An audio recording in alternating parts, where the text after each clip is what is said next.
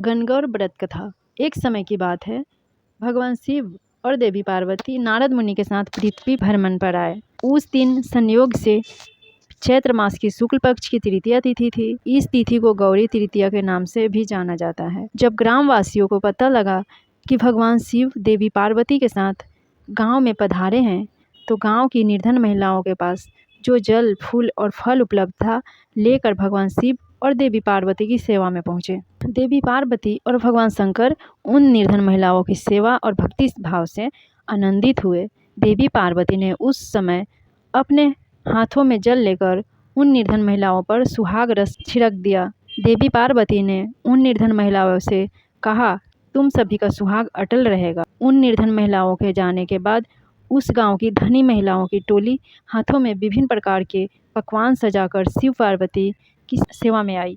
देवी पार्वती की ओर देखकर भगवान शिव ने कहा कि तुमने तो सारा सुहाग रस निर्धन महिलाओं में बांट दिया है, अब इन्हें क्या दोगी। देवी पार्वती ने तब भगवान शंकर की ओर देखकर कहा कि उन निर्धन महिलाओं को मैंने ऊपरी सुहाग रस दिया है, इन धनी महिलाओं को मैं अपने समान सौभाग्य का आशीर्वाद दूंगी। इसके बाद देवी पार्वती ने अपनी एक उंगली को काटकर उससे निकलने वाले रक्त को सभी धनी महिलाओं के ऊपर छिड़क दिया। जिसके ऊपर जैसा रक्त गिरता गया, उससे उतना सुहाग मिलता गया। इस तरह देवी पार्वती ने चैत्र शुक्ल तृतीया तिथि को निर्धन धनी महिलाओं को सुहाग बांटा।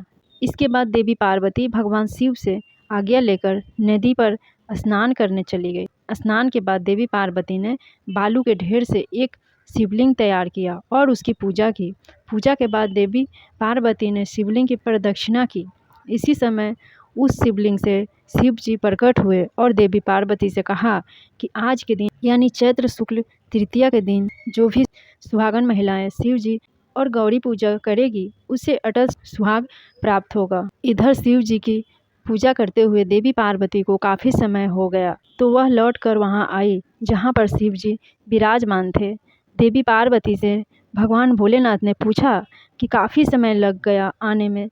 देवी पार्वती ने इस पर यह कह दिया, उन्हें नदी के तट पर भाई और भावज मिल गए थे, उन्होंने दूध भात खिलाया। भगवान शिव जी समझ गए कि देवी पार्वती उन्हें बहला रही है। इस पर शिव जी ने भी कहा कि वह देवी पार्वती के भाई भवज से मिलेंगे और दूध भात खाएंगे। शिव जी देवी पार्वती और नारद जी के साथ नदी तट की ओर चल पड़े। देवी पार्वती ने मन ही मन भगवान भोलेनाथ से प्रार्थना की, हे शिव शंकर, मेरी बात का लाज रखना। देवी पार्वती की ओर देखकर भगवान शिव ने कहा कि तुमने जो सारा सुहाग रस निर्धन महिलाओं में बांट दिया है, अब इन्हें क्या दोगी। इस तरह देवी पार्वती ने चैत्र शुक्ल तृतीया को निर्धन और धनी महिलाओं को सुहाग बांटा था।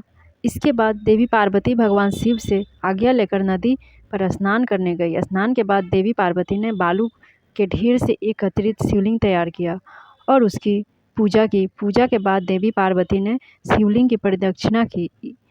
इसी समय उस शिवलिंग से शिव जी प्रकट हुए और देवी पार्वती से कहा कि आज के दिन यानी चैत्र शुक्ल तृतीया के दिन जो भी सुहागन महिलाएं शिव और गौरी पूजा करेगी, उसे अटल सुहाग प्राप्त होगा। जब भगवान शिव नदी तट पर पहुँचे तो वहाँ उन्हें एक महल दिखा जिसमें देवी पार्वती के भाई और भावज थे। कुछ समय तक शिव और पार्वती उस भवन में रहे। फिर देवी पार्वती ने भगवान शिव से कैलाश चलने की जिद की, लेकिन शिव जी जाना नहीं चाह रहे थे, तो देवी पार्वती अकेले ही वहां से विदा हो गई। इस पर भगवान शिव को भी देवी पार्वती के साथ जाना पड़ा।